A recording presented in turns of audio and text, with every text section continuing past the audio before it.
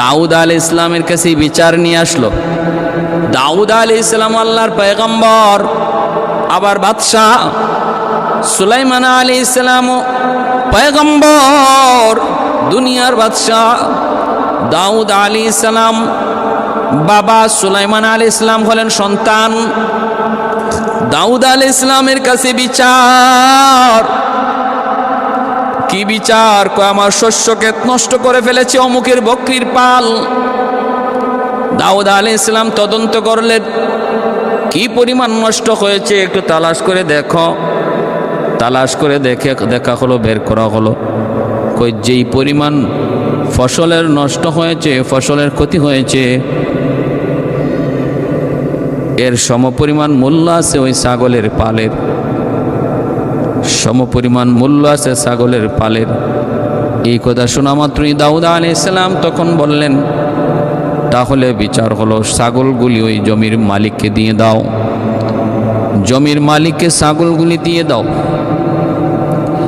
দিয়া দিছেন ছাগল। এরপরেই ভাইরা বন্ধুরা, সুলাইমান আলাইহিস সালামের কাছে এরা বিচার নিয়ে যখন বিচার শেষ হওয়ার পর যখন বের হয়ে আসে, সুলাইমান আলাইহিস সালামের সাথে সাক্ষাৎ হয়। তিনি বলতেছেন, কি বিচার? অভিযোগ তোমাদের কি? অভিযোগ হলো এই, কই বিচার আব্বু কি করেছে? কই বিচার করেছে আমার ছাগলগুলা ওই জমির মালিককে দিয়ে দেওয়া হয়েছে। সুলাইমান আলাইহিস সালাম তিনি বলেন, না, আমার কাছে এর চেয়ে আরো সুন্দর বিচার আছে, চলো আব্বার কাছে যাই।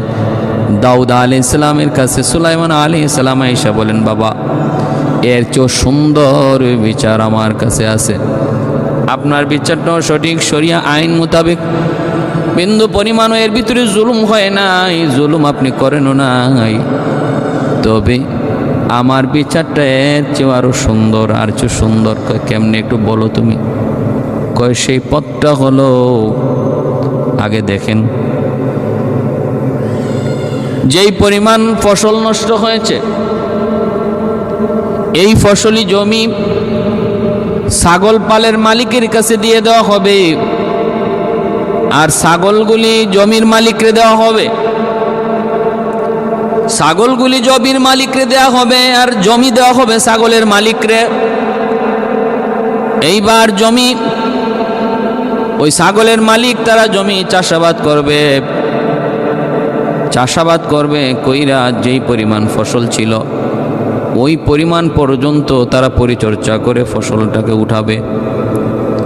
আর এই দিকে জমির মালিক এতদিন পর্যন্ত ছাগল থেকে তারা ফায়দা নিবে, দুধ পান করবে, ছাগল থেকে ফায়দা যা নিবার তা নিবে এতদিন পর্যন্ত, যতদিন পর্যন্ত তাদের জমির ফসলটা যেই পরিমাণ নষ্ট হয়েছিল, যেই পরিমাণে ওই পরিমাণ হওয়া পর্যন্ত, ওই পরিমাণ হওয়া পর্যন্ত ফসলটা নষ্ট হয়েছিল যেই সময়টাতে, ওই পরিমাণ পর্যন্ত হওয়া ওই ছাগলগুলি তারা উপকার নিবে।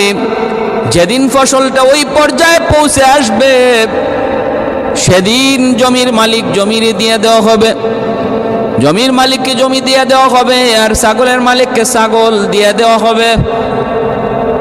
কত সুন্দর বিচার, মাশাআল্লাহ, কত সুন্দর! এত সুন্দর বিচার ব্যবস্থা শুইনা সুলাইমান আলাইহিস সালাম শুকরিয়া আদায় করলেন, আর বললেন, বাবা, এত সুন্দর বিচার, এত সুন্দর সমাধান তুমি করেছো, আমি আল্লাহর দরবারে শুকরিয়া আদায় করে 2 রাকাত নামাজ আদায় করলাম। সুলাইমান আলাইহিস সালাম ওনার আব্বা হযরত দাউদ আলাইহিস সালামের কাছে এক মহিলা আসলো, বৃদ্ধা মহিলা এসে বলতেছে, হুজুর, আমার অভিযোগ হলো বাতাসের বিরুদ্ধে। কয় কি অভিযোগ? কয় আমি আটা নিয়ে বাড়িতে আসতেছিলাম, গম পিষা আটা মাথায় নিয়ে বাড়িতে আসতেছিলাম, হঠাৎ করে বাতাস আমার মাথা থেকে সবগুলি আটা উড়ায় নিয়ে গেল। অতএব এবার আমার আটাগুলি বাতাসে নিয়ে গেছে, বাতাসের বিরুদ্ধে বিচার, আমার বিচার আপনি কইরা দেন, বিচার কইরা দেন। দাউদ আলাইহিস সালাম তখন বলতেছেন, বিচার আমি কেমনে করব? বাতাস তো আমার নিয়ন্ত্রণে নয়, বাতাস তো আমার আল্লাহর নিয়ন্ত্রণে। তাহলে বাতাসের বিরুদ্ধে বিচার আমি কেমনে করব? নেও, আমি তোমাকে যেই পরিমাণ ক্ষতি তোমার হয়েছে এর চেয়ে 10 গুণ আটা তোমাকে আমি বাড়াইয়া দিব, নিয়ে যাও। এই কথা বলতে মহিলা খুশি হয়ে গেল, কয় ঠিক আছে। 10 গুণ বেশি আটা পাইয়া মহিলা খুশি হয়ে চলে যাবে। সুলাইমান আলাইহিস সালামের সাথে সাক্ষাৎ। সুলাইমান আলাইহিস সালাম কয় কি ব্যাপার? কয় ব্যাপার হলো এই, আপনার বাবা দাউদ পয়গম্বর ইনি আমার অভিযোগের বিচার করেন নাই, কিন্তু আমার আটা বাড়াইয়া দিছেন।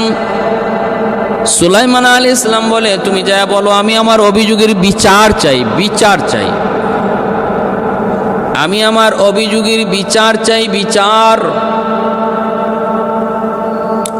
ভাইরা বন্ধুরা, যখন এই কথা যে বলল, দাউদ আলাইহিস সালাম তখন বলতেছেন তোমার এই কথা কে শিখিয়ে দিয়েছে? কয় আপনার সন্তান সুলাইমান। সুলাইমান আলাইহিস সালামকে তখন দাউদ আলাইহিস সালাম ডাক দিলেন, বাবা এমনটা তুমি কেন বললা? তুমি নিজেই তো জানো বাতাস আমার তোমার কারো অধীনে নয়, বাতাস হলো আল্লাহর অধীনে। সুলাইমান আলাইহিস সালাম বলেন, বাবা আপনি আল্লাহর পয়গম্বর, শুধু বাদশাহ না। যদি আপনি শুধু বাদশাহ হতেন তাহলে আপনাকে আপনার দ্বারা সেটা বিপদ ছিল, আপনার দ্বারা সেটা অসম্ভব ছিল। আপনি তো আল্লাহর পয়গম্বর, আল্লাহর কাছে চান, আল্লাহ চাইলে বাতাসকে আপনার সামনে আল্লাহ হাজির করে দিবে। ইনি আল্লাহর কাছে চাইলেন, মালিক বাতাসের একটা বিচার করা লাগে, মালিক যে বাতাসটায় তার আটা নিয়ে গেছে ওরা হাজির করে দাও। আল্লাহর হুকুমে বাতাস হাজির হয়ে গেল। এইবার দাউদ আলাইহিস সালাম জিজ্ঞেস করেন, তুমি তার মাথার আটাগুলা কেন নিয়ে গেছো? ওই বাতাসটা তখন বলতেছে, হুজুর আমি তো নিজের ইচ্ছায় নেই নাই, আমি তো আল্লাহ পাকের ইচ্ছায় নিছি, আমি তো আমার আল্লাহ পাকের ইচ্ছায় নিছি। কেন নিছ? কয় নিছি এজন্য, একটা জাহাজ সাগরের মধ্যে ছিল, ওই জাহাজটার তলাটা ফেটে গেল, পানি উঠতেছিল। জাহাজের মালিক সারং বলল, আল্লাহ যদি বিপদ থেকে আমাদেরকে বাঁচাও, জাহাজে যতগুলা মালামাল আছে সব তোমার রাস্তায় আমি দান করব, সদকা করব।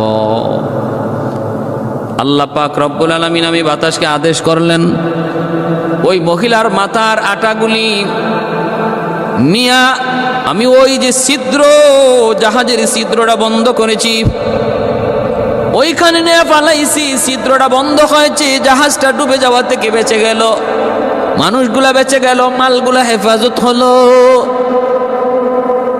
এই উপকারে লাগছে। আচ্ছা ঠিক আছে, তো বুঝলাম। অল্প দিনের ভিতরে আপনি দেখবেন, কিছুক্ষণের ভিতরেই, কিছু সময়ের ভিতরেই জাহাজটা আপনার এলাকায় এসে নোঙ্গর করবে এবং মালামালগুলো আপনার কাছে হস্তান্তর করবে আল্লাহ রাস্তায় দান করার জন্য। তখন আপনি তাকে উপযুক্তটা দিয়ে দিয়েন। দাউদ আলাইহিস সালাম ঠিকই দেখলেন, সময় বেশি লাগে নাই, জাহাজটা নোঙ্গর করলো ওনার এলাকায়, এবং ওই জাহাজের মালিক বলে দিল নবীকে, ও আল্লাহর পয়গম্বর, জাহাজের সবগুলি মাল আমি আল্লাহ রাস্তায় দান করে দিলাম। ওই অর্ধেক মাল আল্লাহর পয়গম্বর দাউদ আলাইহিস সালাম ওই মহিলাকে দিয়ে দিলেন, আর বাকি অর্ধেক মাল তিনি আল্লাহ রাস্তায় দান করলেন। এইবার দাউদ আলাইহিস সালাম জিজ্ঞেস করে, মা গো তুমি কি নেক আমল করেছো? অন্য কারো জায়গা থেকে আঠা নিয়া আল্লাহ এটা করতে পারতেন, কিন্তু তা না করে তোমার মাথার আটাগুলা আল্লাহ পছন্দ করলেন, আর বিনিময়ে এত আটা দিয়ে দিলেন, এত মাল দিয়ে দিলেন। কি আমল করেছো? আল্লাহ তোমাকে এতটা ভালোবাসলেন কোন আমলের কারণে একটু বলো।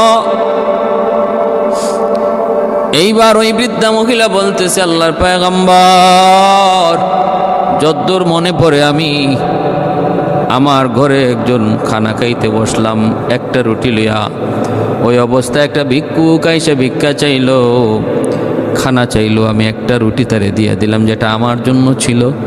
ভিক্ষুক বলতেছে, মারে কি খানা দিলা, পেটে কোনো খবরই হয় নাই। আমি বলতেছিলাম, ভিক্ষুক আর কিছুই নাই দেওয়ার মতো, তবে যদি একটু অপেক্ষা করো, আমি তোমার জন্য গম পিষা আটা নিয়ে আসতে পারবো, এতটুকু সময় যদি ধৈর্য ধরো। কয় ঠিক আছে মা, আমি এতটুকু সময় ধৈর্য ধরলাম। মহিলা বলতেছে এরপরে আমি গম নিয়ে পিষতে গেলাম ওই অভাবী মানুষটারে খাওয়ানোর জন্য, ওই সাইলটারে খাওয়ানোর জন্য। যখন আমি গম পিষে আটা মাথায় নিয়ে আসার পথে আল্লাহ পাক আমার আটাটারে উড়াই নিয়ে গেছে। দাউদ আলাইহিস সালাম বলে, মারি তুমি যে একজন অভাবী মানুষ, সাইলকে একজন ক্ষুধার্ত মানুষের ক্ষুধা নিবারণের জন্য তুমি চেষ্টা করেছো, আল্লাহ পাক এটাকে এর উপরও খুশি হইয়া তোমার উপর এত খুশি হয়েছে, কুদরতিভাবে আল্লাহ পাকের হাজার হাজার গুণ বেশি রিজিকের ব্যবস্থা আল্লাহ তোমাকে কইরা দিছে। এজন্য ভাইরা বন্ধুরা, কিয়ামতের ময়দানে আল্লাহ বলবে, আমি অভাবী ছিলাম, তুমি আমার অভাব পূরণ করো নাই। আমি ক্ষুধার্ত ছিলাম, তুমি আমাকে খানা খাওয়াও নাই। আমি পিপাসিত ছিলাম, তুমি আমাকে পানি পান করাও নাই। আমি অসুস্থ ছিলাম, তুমি আমার সেবা করো নাই। বান্দা বলবে, মালিক তুমি তো রব্বুল আলামিন, তুমি তো আহকামুল হাকিমিন। আল্লাহ আমি তোমাকে কেমন করে সেবা দিব, কেমন করে খানা খাওয়াবো, কেমন করে পানি পান করাবো?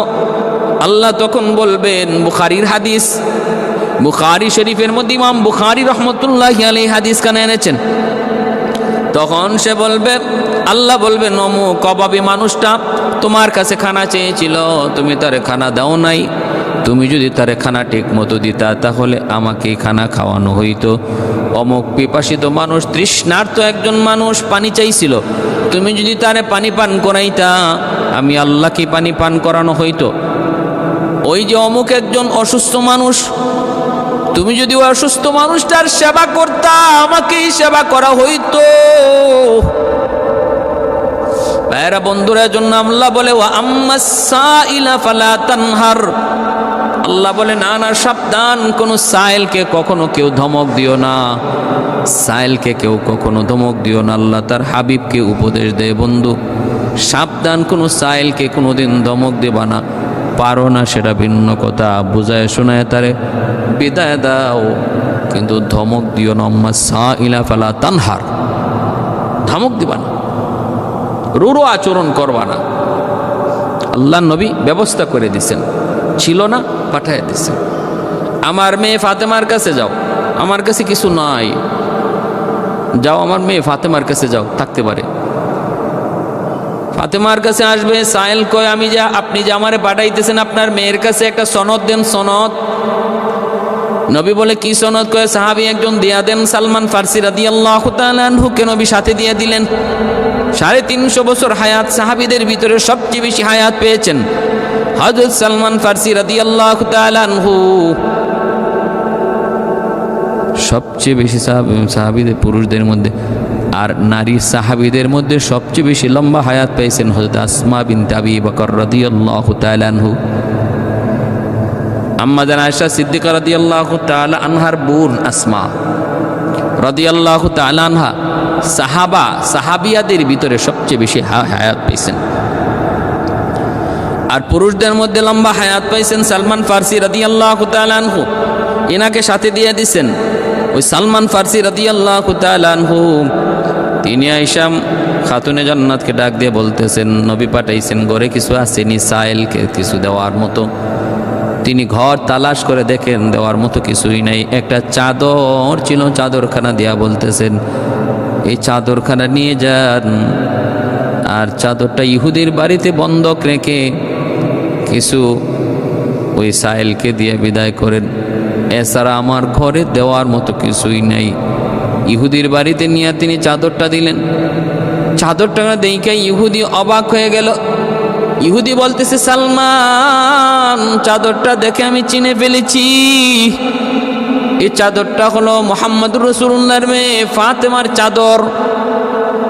ও সালমান, বন্ধক রাখবো পরে, বিনিময় দিব পরে, আগে কালেমা পড়ে মুসলমান বানায় দাও, কারণ আমি তাওরাত কিতাবের মধ্যে পেয়েছি আখিরি জমানার নবীর একটা আলামত।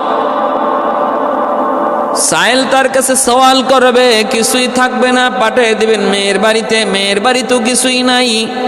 মেয়ে চাদর দিয়া পাঠাবে বন্ধক রাখার জন্য ইহুদির বাড়িতে।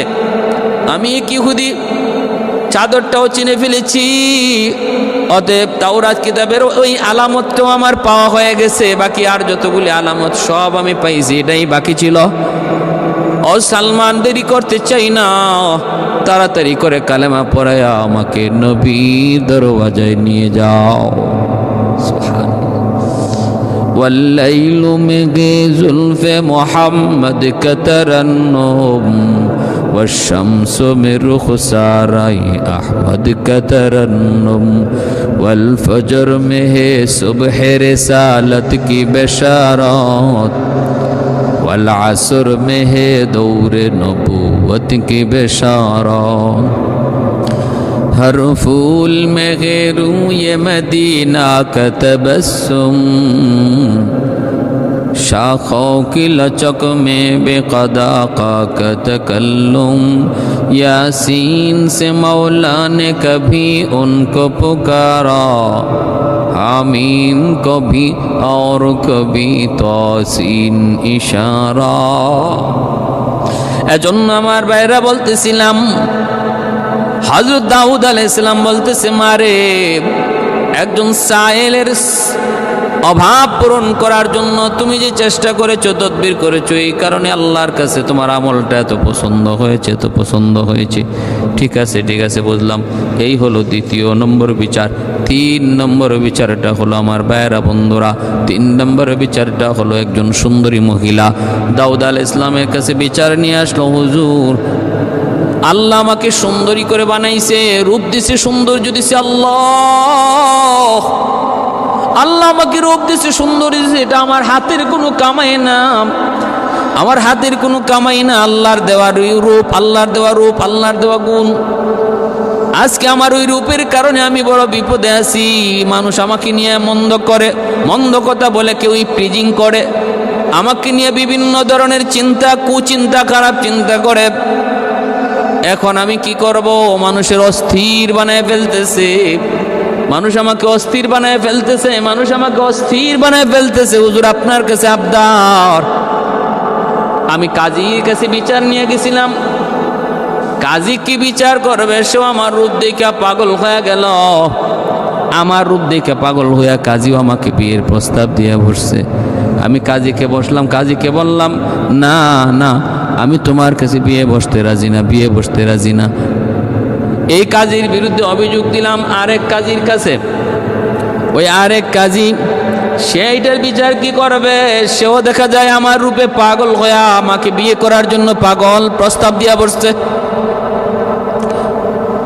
আমি বললাম না না, দরকার নাই, বিয়ের আমার সময় হয় নাই, আমি বিয়ে বসবো না, পছন্দ হয় না আমার পছন্দ মতো স্বামী আমি নিজে পছন্দ করব। ভাইয়েরা বন্ধুরা, 3 নম্বর কাজীর কাছে গেলাম, 3 নম্বর কাজীও আমাকে নিয়ে এই চিন্তাই করে। বেড়া দিলাম ফসল বাঁচানোর জন্য, দেখা যায় বেড়ায় ফসল খেয়ে ফেলে। আমাদের সমাজে এমন আসেনি না নেই? আসেনি না নেই? অভাব নাই। যে বিচার করবে, যে বিচার করবে, যে অপরাধের বিচার করবে, সেই সবচেয়ে বড় অপরাধী। যে চুরির বিচার করবে, সেই সবচেয়ে বড় চুর। যে সন্ত্রাসীর বিচার করবে, সেই সবচেয়ে বড় সন্ত্রাসী। যে ডাকাতির বিচার করবে, সেই সবচেয়ে বড় ডাকাত, সবচেয়ে বড় ডাকাত। যে জুলুমের বিচার করবে, সেই সবচেয়ে বড় জালেম। এমন আসেনি না নাই? যেই সমাজের চিত্র এমন, এই সমাজ থেকে কেমন করে ইনসাফ আশা করা যায়? কেমন করে ইনসাফ আশা করা যায়? মনে রাখবা, যেই সমাজের মধ্যে ইনসাফ নাই, শুধু জুলুম আর জুলুম, ওই সমাজের মধ্যে কোনোদিন আল্লাহর পক্ষ থেকে রহমত আসবে না, শুধু গজব আর গজব আসবে। গজব আর গজব, করোনা যাবে, বড় করোনা আসবে, মহামারী যাবে, বড় মহামারী আবার আসবে। এটা মানুষের হাতের কামাই, মানুষের হাতের কামাই। জহারাল ফাসাদু ফিল বাররি ওয়াল বাহরি বিমা কাসাবাত আইদিন নাস। আল্লাহ পাক রব্বুল আলামিন কয়, স্থল আর জলের মধ্যে, জলে স্থলে যত বিপর্যয়, সব কিছু কিন্তু তোমাদের হাতের কামাই, হাতের কামাই, হাতের কামাই। এজন্য ভাইয়েরা বন্ধুরা, সমাজ থেকে জুলুম দূর করো, জুলুম দূর করো। জুলুম আল্লাহ পছন্দ করে না। আল্লাহ পাক যেই সমাজে জুলুম হয়, এই সমাজের উপর আল্লাহ পাকের গজব নেমে আসে, গজব। ভাইয়েরা বন্ধুরা, জন্য বলতেছিলাম, মুসা আলাইহিস সালামের কাছে মানুষজন আইসা নালিশ করলো, হুজুর এলাকায় বৃষ্টি নাই, রহমতের বৃষ্টি নাই, একদম সব কিছু ফেটে চৌচির হয়ে গেছে, শস্য নাই, অভাব দুর্ভিক্ষ চলছে, খানা খাদ্য তো দূরের কথা, মানুষ মানুষে খাইব। মানুষ মানুষের ডরে পাহাড়ে গিয়ে আশ্রয় নিছে, হুজুর একটু দোয়া করেন। আল্লাহ পাক মুসা, আগে ওদেরকে বলো জুলুম বন্ধ করতো, জুলুম বন্ধ করতে বলো। জুলুম বন্ধ না করলে মানুষ মানুষকে খাবে, মানুষ মানুষের রক্ত খাবে। এই জুলুম বন্ধ না করা পর্যন্ত কোনোদিন আমি আল্লাহর পক্ষ থেকে গজব যাবে না, গজব যাবে না। এজন্য আমাদের সমাজের সমাজপতিদেরকে বলবো, আমার ভাইয়েরা বন্ধুরা, যদি দেশ বাঁচাতে চাও, জাতি বাঁচাতে চাও, নিজে বাঁচতে চাও, জুলুম বন্ধ করো, ইনসাফের সমাজ কায়েম করো, ইনসাফের সমাজ কায়েম করো। ওই মহিলা ইনসাফ পায় না, বিচার পায় না, যেখানে যায় সেখানে জুলুমের শিকার, যেখানে যায় সেখানেই জুলুমের শিকার। কাজী তিনটার কাছে গেছে, তিনটাই জুলুম করেছে। এইবার সে বিয়ে তো বসে না, কারো কাছে গিয়ে বিচার পায় না, এখন নীরব হয়ে গেছে, যাবে কার কাছে?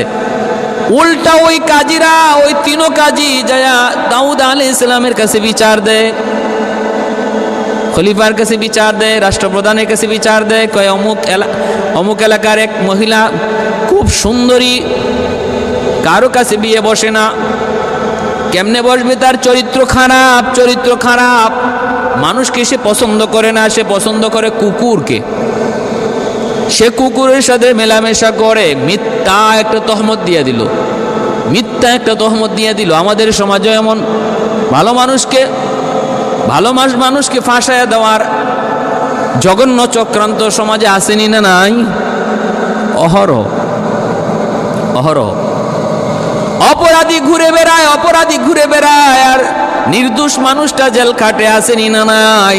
মাসকে মাস, বছরকে বছর নর্তকী ছাড়া পায়, আর আলেম ওলামা জেল খাটে, এমন আসেনি না নাই? অসংখ্য অগণিত। মদকুর বক ফুলায় হাঁটে, খুনি বুক ফুলায় হাঁটে, নবীর নায়েবে রাসূল ওলামায়ে কেরাম, আবার শুধু ওলামায়ে কেরাম না, নির্দোষ সাধারণ মানুষ দোষ করে নাই, অথচ দোষী হয়ে জেলখানায়, জেলখানায় মাসকে মাস, বছরকে বছর। ভাইয়েরা বন্ধুরা, জন্যই তো বলতেছিলাম, একদল মানুষ সমাজে আবার টাকা দিয়ে এদেরকে সাক্ষী কিনাও যায়, টাকা দিয়া সাক্ষী কিনা যায়। ওই তিনজন কাজী টাকা দিয়া সাক্ষীও কিনে নিছে, টাকা দিয়া সাক্ষীও কিনে নিছে, হারামিরা। সাক্ষী পাইয়াও গেছে, টাকার বিনিময়ে সাক্ষী পাওয়া গেছে। তো কুকুরের সাথে মেলামেশা করে, হ্যাঁ, আহা,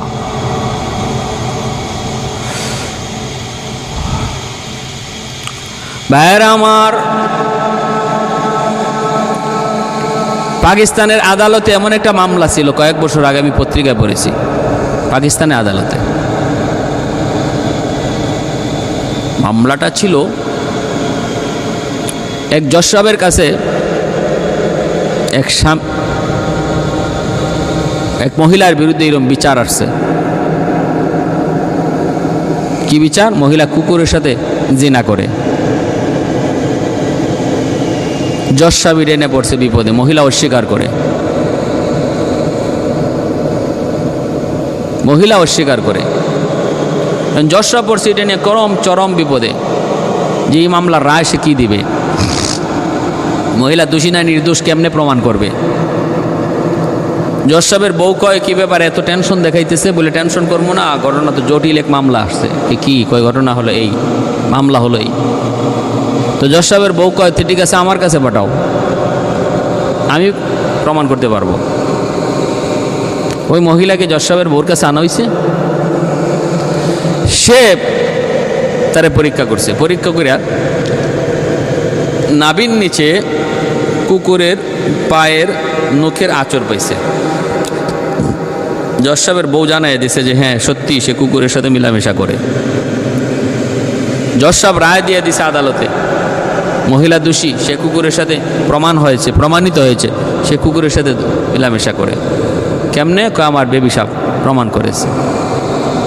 এমনি ওই মহিলা কয়ে উঠছে, মাননীয় আদালত, আমিও আজকে এই কথা বলে দিলাম, আমি যেমন কুকুরের সাথে অপকর্ম করেছি, আপনার স্ত্রীও 100% কুকুরের সাথে অন্যায় করে, জিনা করে।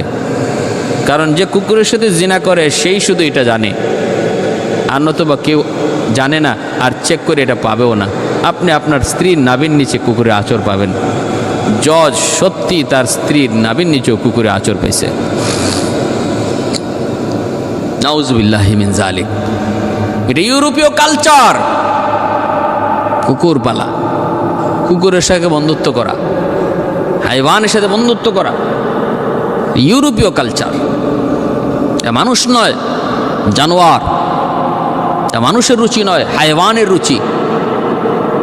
আল্লাহ বলেন, ওয়ালাকাদ যারানা লিজাহান্নামা কাসীরাম মিনাল জিন্নি ওয়াল ইনস লাহুম কুলুবুল লা ইয়াফকাহুনা বিহা ওয়া লাহুম আ'য়ুনুল লা ইউবসিরুনা বিহা ওয়া লাহুম আযানুল লা ইয়াসমাউনা বিহা উলাইকা কাল আনআম বাল হুম আদাল উলাইকা হুমুল খাসিরুন। আমি আল্লাহ মানুষ এবং জিন জাতি থেকে কিছু মানুষ আর জিনকে শুধু জাহান্নামের জন্য সৃষ্টি করেছি। চোখ দিয়েছি, অথচ চোখ দিয়ে ওদের চোখ নাই। কান দিয়েছি, কান দিয়েও যেন কান নাই। হৃদয় দিয়েছি, হৃদয় দিয়েও যেন এদের হৃদয় নাই। কারণ আমি আল্লাহ কান দিছি যে জন্য, এই জন্য কানকে ব্যয় করে না। চোখ দিছি যে জন্য, এই জন্য চোখকে ব্যয় করে না। হৃদয় দিছি যে জন্য, এই কাজে হৃদয়কে ব্যয় করে না। উলাইকা কাল আনআম, এরা চতুষ্পদ জন্তুর মতো। আনআম মানে চতুষ্পদ জন্তু। আল্লাহ বলেন এরা উলাইকা কাল আনআম, চতুষ্পদ জন্তুর মতো। এতটুকু বলি আল্লাহ ক্ষান্ত হন নাই, বলেন বাল হুম আদাল, বরং এর চেয়েও আরও বেশি নিকৃষ্ট, এর চেয়েও আরও বেশি নিকৃষ্ট। অতএব ভাইয়েরা, বন্ধুরা, মনে রাখবেন, ওই মহিলার বিরুদ্ধেও ওই 3 জন কাজী এমন একটা অভিযোগ দেওয়া বসলো যে হুজুর, ওই মহিলা কুকুরের সাথে ব্যভিচার করে। সাক্ষী কয় যে সাক্ষী 3 জন সাক্ষী হাজির করছে, ওই টাকা কিনা সাক্ষী। আপনি হাইকোর্টে গেলে, জজ কোর্টে গেলে দেখবেন নগদে পয়সা দিয়ে আপনি সাক্ষী পাইবেন, নগদ। মামলাতে সাক্ষী চাইবেন, সাক্ষী ওইখানে খাড়াই দিছে, সাক্ষী খাড়ানো আছে। মামলা সিলেটের, সাক্ষী দিতেছে যশোরের। মামলা ফরিদপুরের, আর সাক্ষী হলো শেরপুরের। আগুন লাগছে শেরপুর, আর হ্যাঁ বলে পানি নিয়ে আইছে ফরিদপুর থেকে। আদালত পাড়ায়। কি শাস্তিটা যে হবে এই মিথ্যাবাদী সাক্ষীদের। শাহাদাতুজ জুর, আল্লাহ নবী তার হাদিসে বলছেন, এরা কঠিন থেকে কঠিন শাস্তির মুখে পড়বে কিয়ামতের ময়দানে। এমন মানুষ বুঝি এমন পথেও টাকা কামাই করে, এমন পথেও বুঝি টাকা কামাই করে একটা মিথ্যা সাক্ষীর দ্বারা একটা নির্দোষ মানুষকে সারা জীবনের জন্য কারাগারে আবদ্ধ করে দেওয়া। বিবি বাচ্চা, এতগুলা মানুষের এত আহাজারি, আর ছোট ছোট বাচ্চাগুলির কান্নার এই যে মনের যে ব্যথা বেদনা আল্লাহর দরবারে কিভাবে যায় লাগতেছে এই মিথ্যা সাক্ষীদাতাদের কারণে। আল্লাহ তুমি ওদেরকে সহি বুঝ দান করো। এখনো সময় আছে আমার ভাইয়েরা, পয়সা কামানোর বহু সুরত রয়েছে। আল্লাহর কাছে চাও যে আল্লাহ, আমি পথ ছেড়ে দিতে চাই, আমাকে হালাল পথে ব্যবসা, আমাকে সুযোগ দাও। আল্লাহ অবশ্যই দিবে, এটা আল্লাহর ওয়াদা। আল্লাহ বলে আমার কাছে চাও, শুধু হালাল পথে জীবিকা চাও, আর তালাশে বের হয়ে যাও, ব্যবস্থা করে দেবো আমি আল্লাহ। তুমি চাইতেছই হারাম পথে, হাঁটতেছই হারাম পথে, এজন্য হারাম পথে তোমার ব্যবস্থা হচ্ছে, আসতেছে। আল্লাহ পাক রব্বুল আলামিন বলেন, হাদিস শরীফে নবী বলেন, মানুষ যেই লাইন দিয়ে রিজিক চায়, আল্লাহ ওই লাইন দিয়েই তার রিজিকের ব্যবস্থা করে দেয়। আমার চাওয়াটা হলো মেইন ফ্যাক্টর। আমি কোন লাইনে চাই, আল্লাহ ওই লাইনেই তার রিজিকের ব্যবস্থা দেয়। কেউ সম্মানজনকভাবে রিজিক চায়, আল্লাহ তার সম্মানজনকভাবেই রিজিকের ব্যবস্থা করে। আর কেউ অপমানজনকভাবে রিজিক চায়, আল্লাহ তার অপমানজনকভাবেই রিজিকের ব্যবস্থা করে। কেউ হালাল পথে চায়, আল্লাহ তার হালাল পথে দেয়। কেউ হারাম পথে চায়, আল্লাহ তার হারাম পথে দেয়। তাহলে বিষয় হলো আমার আপনার চাওয়ার। এখন আমি কোন লাইনে চাবো এটা আমার বিষয়। ভাইয়েরা বন্ধুরা, দাউদ আলাইহিস সালাম তো বিচারের রায় দিয়ে দিলেন মহিলার বিপক্ষে রায় দিয়ে দিলেন। সুলাইমান আলাইহিস সালাম তিনি সন্দেহের মধ্যে পড়ে গেলেন। বাবাকে বলতেছেন, বাবা, ও বাবা, সাক্ষীগুলা সত্য সাক্ষী না মিথ্যাবাদী? ওরা কি অরিজিনাল সাক্ষী না নকল সাক্ষী? আমার একটু পরীক্ষা করা দরকার। বাবা, তোমার রায় শরীয়ত সম্মত রায়। কারণ হলো ইসলামী আদালতের সাক্ষীর প্রমাণের দ্বারা যদি ঘটনা প্রমাণিত হয় তাহলে বিচারের রায় হয়ে যায়। এখানে সাক্ষীর দ্বারা প্রমাণিত হয়ে গেছে। যেমন আল্লাহর নবীর কাছে এরকম সাক্ষীর দ্বারা প্রমাণ হয়ে গেছিল যে আবু বকর সিদ্দিক ইহুদিকে একটা চর মারছেন। আল্লাহর নবীকে গালি দেওয়ার কারণে ইহুদির গালে চর মারছেন, কিন্তু ইহুদি আল্লাহ নবীর কাছে অস্বীকার করে, কয় না, আমি আপনাকে গালি দেই নাই, আবু বকর আমার এমনি মারছে। আবু বকর সিদ্দিক বলেন, না না, আমি এমনি মারি নাই, আপনারে গালি দিছে গো নবী, এজন্য মারছি। আল্লাহ নবী বলেন, আবু বকর, তোমার দাবির সপক্ষে সাক্ষী আনো। কিন্তু তুমি যে তারে মারছো, গালি সাক্ষী, গালের মধ্যে এখনই দাগ বসে আছে। আবু বকর সিদ্দিক সাক্ষী আনতে পারেন না। মায়ার নবী রায় দিয়ে দিবেন আবু বকর সিদ্দিকের বিপক্ষে, কারণ নবী ভালো করে জানেন আবু বকর কোনোদিন মিথ্যা বলে না। কিন্তু মুহাম্মদুর রাসূলুল্লাহর আদালতে বিচার সাক্ষীর দ্বারা প্রমাণ হয়ে যদি প্রমাণিত না হয়, সাক্ষীর দ্বারা যদি অন্যায় প্রমাণিত হয়ে যায়, তাহলে তো বিচার ওই দিকেই রায় দিতে হবে। আবু বকরের বিরুদ্ধে নবী রায় দিয়ে দিবেন। নবী ভালো করে জানেন আবু বকর নির্দোষ। ইহুদি মিথ্যা বলতেছে, আবু বকর সত্য বলতেছে। ওই অবস্থায় আবু বকর বলে, নবী গো, ঘটনাটা ঘটছে একটা বাবলা গাছের নিচে, মানুষজন কেউ ছিল না। আমি আবু বকরের মন বলে ওই গাছের নিচে যায় যদি মায়ার নবী তিনি গাছ থেকে সাক্ষী চান, গাছের জবান আল্লাহ খুলে দিবেন। মায়ার নবী গাছের কাছে যাইয়া তিনি ডাক দিলেন, গাছ রে, তোর সামনে কি হয়েছে একটু বল। আল্লাহর হুকুমে গাছের জবান খুলে গেল। গাছ জবাব দিয়া বলতেছে, নবী গো, আবু বকর যা বলেছে সত্য বলেছে, ইহুদি যা বলেছে মিথ্যা বলেছে। ভাইরা বন্ধুরা, জন্য ইসলামী আদালতে হলো আল বাইয়িনাতু আলাল মুদ্দাই ওয়াল ইয়ামিনু আলা মান আনকার। সাক্ষী প্রমাণের দ্বারা তুমি তোমার দাবি প্রমাণ করো, আর যদি না পারো ওই যে বিবাদী সে কসম করে তার পক্ষে রায় নিয়ে নিবে। ভাইরা বন্ধুরা, সুলাইমান আলাইহিস সালাম বলেন, বাবা আমাকে একটু সময় দেন। কয় ঠিক আছে, সময় দিলাম। এইবার তিনি বলতেছেন, আসো দেখি। তিনজন সাক্ষীরে তিনি আলাদা আলাদা করে নিতেছেন, আলাদা আলাদা করে। তুমি যে বললা ওই মহিলারে দেখছো কুকুরের সাথে সে জিনা করছে, এই কুকুরের রংটা কেমন ছিল? সে বলছে একরকম। দ্বিতীয় জনকে বলছেন আরেক জায়গায় নিয়ে, তুমি যে দেখছো রং কেমন ছিল? সে বলছে আরেক রকম। তৃতীয় জনকে বলছেন, তুমি যে বলছো রংটা কেমন ছিল? সে বলছে আরেক রকম। এইবার দাউদ আলাইহিস সালাম আল্লাহর দরবারে শুকরিয়া আদায় করেন, তওবা করেন, মালিক আমি ভুল পথে হাঁটতেছিলাম, আমার সন্তান সুলাইমান আজকে প্রমাণ করে দিছে আল্লাহ, নতুবা একটা নির্দোষ মহিলার উপরে তো আমি জুলুম করে বসেছিলাম। প্রমাণিত হয়ে গেছে এই সাক্ষীগুলা মিথ্যা, এটা বানানো সাক্ষী, কিনা সাক্ষী।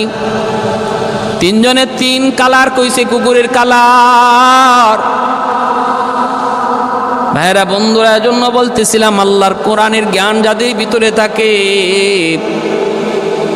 তাদের জ্ঞানের সাথে কেউ পারে না। উলামায়ে কেরামকে দেখতে মনে হয় ওরা শুধু কোরআন হাদিস জানে, জাগতিক শিক্ষা জানে না, কিন্তু তাই বইলা তাদেরকে মূর্খ মনে করো না, তাদের বইলা তাদেরকে জ্ঞান শূন্য মনে করো না। কারণ আসমানি জ্ঞান যাদের অন্তরে থাকে, যাদের বিবেকে থাকে, এর চেয়ে বড় জ্ঞানী আর কেউ হয় না। বলবো মাদ্রাসার ছাত্র শুধু বাচ্চা আলমগীর উজির কয়, আপনি আলেমুল আমারে কি পাইছেন? খালি আলেমদেরকে কাছে টানেন।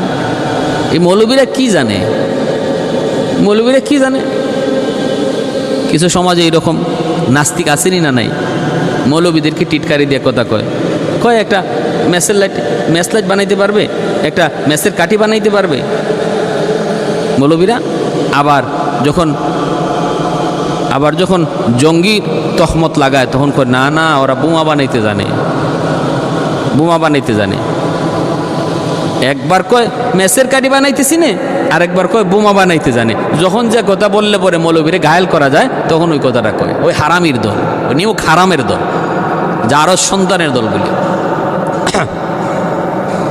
বাচ্চা আলমগীর কয় মৌলবীরার মাথায় কি পাইছি এটা তুমি দেখবা, একটু দেখান তো।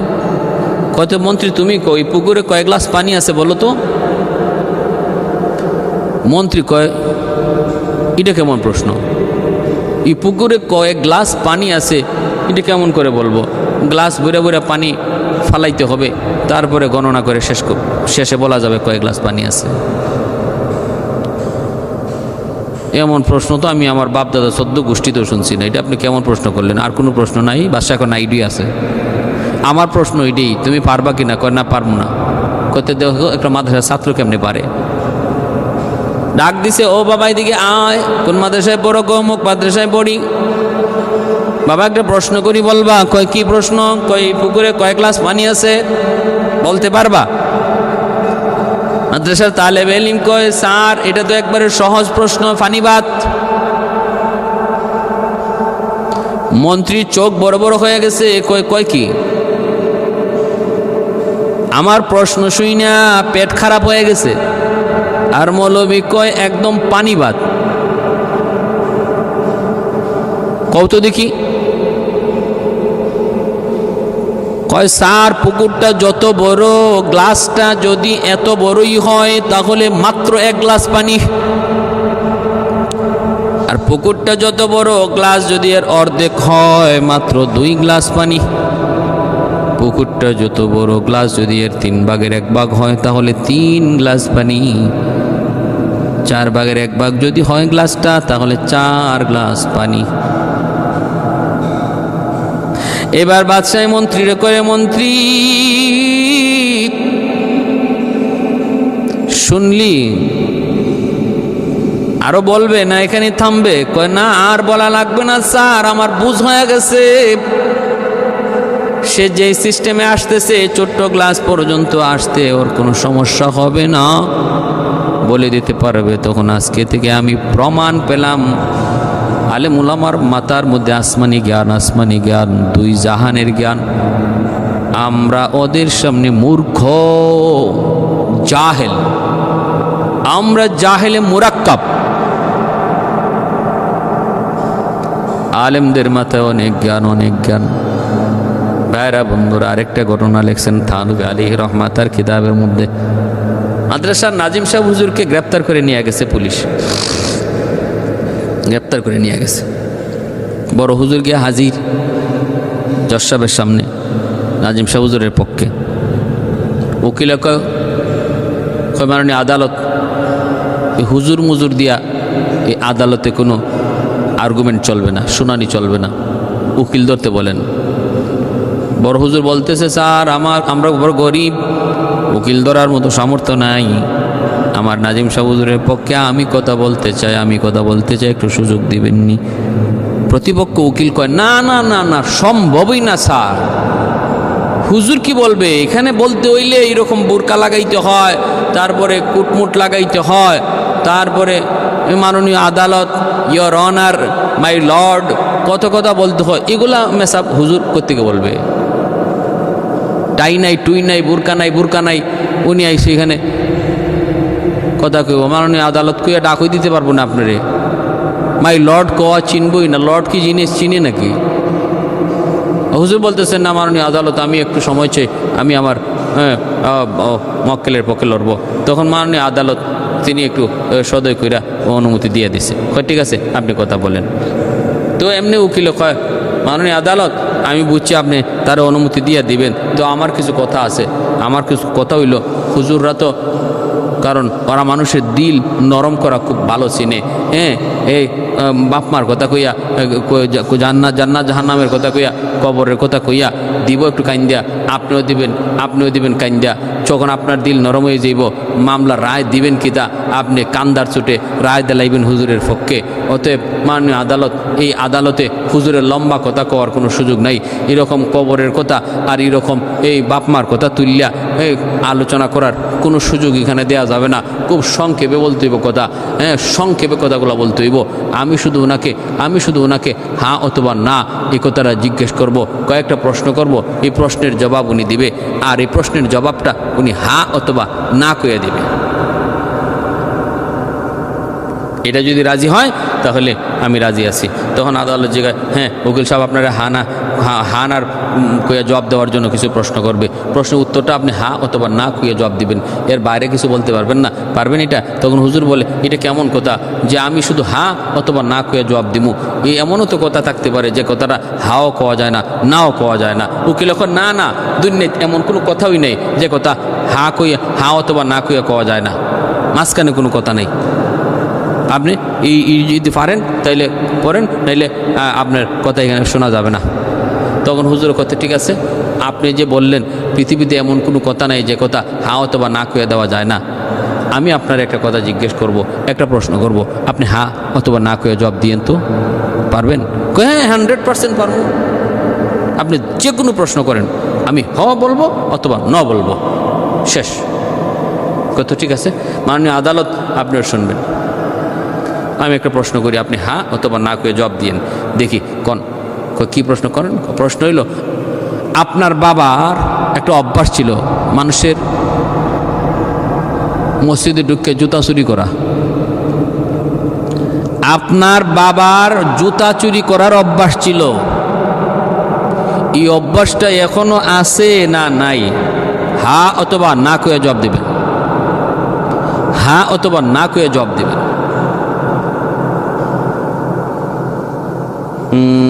তখন উকিল পড়ছে বিপদে। কেমন বিপদে? যদি কয় হ্যাঁ, তাহলে আগেও জুতা চুর আসিল, এখনও তার বাপ জুতা চুর। আর যদি কয় না, তাহলে অর্থ দাঁড়াইলো আগে জুতা চুরি করতো ঠিকই, এখন আর বাপ এটা করে না, এই অভ্যাসটা এখন নাই। অথচ তার বাপ কোনো সময় জুতা চুর ছিল না, কোনো সময় না, আগেও না পরেও না। এখন সে এই কথাটা হ্যাঁ অথবা না কয়ে কেমনে জবাব দিবে? উকিল ফারাবাসের চিবা, বুঝেননি? ফারাবাসের চিবায় পড়ছে। সারেন্ডার হুজুর, মাপ চাই, বেয়াদবি করে ফেলেছি। এত জ্ঞান আপনারা রাখেন কোরআন হাদিস, যাদের সিনায় আছে, যাদের ব্রেইনে আছে, এদের জ্ঞান নিয়ে এত বেশি আমি আগে বুঝি নাই।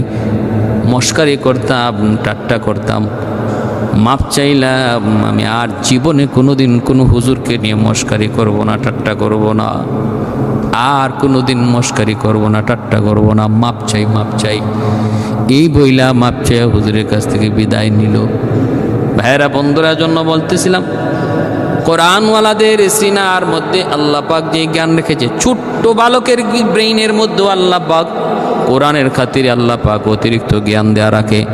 ছোট্ট বাবুটারে মাদ্রাসায় ভর্তি করছে, ছোট্ট বাবুটারে মাদ্রাসায় ভর্তি করছে,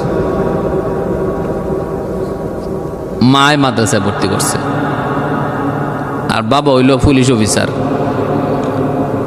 আইয়ে দেখে পুলার মাথায় পাগড়ি।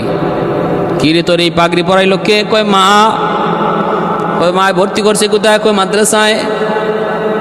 আবার মাথা গরম হয়ে গেছে। সব পুলিশ একরকম না।